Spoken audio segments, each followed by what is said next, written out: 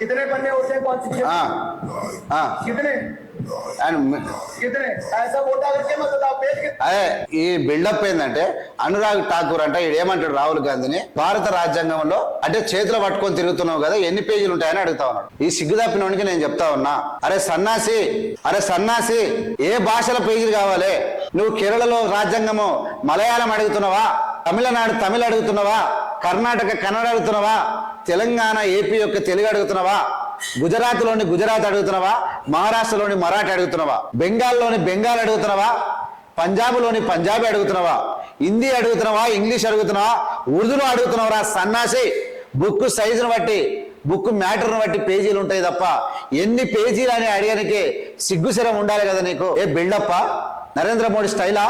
నరేంద్ర మోడీ మాటలు లేక డోకేబాజీ బట్టెబాటలు మాట్లాడేటో మర్చిపోండి. అంటే కాన్స్టిట్యూషన్ మీరు మాత్రమే చదువుతారనుకుంటున్నావా?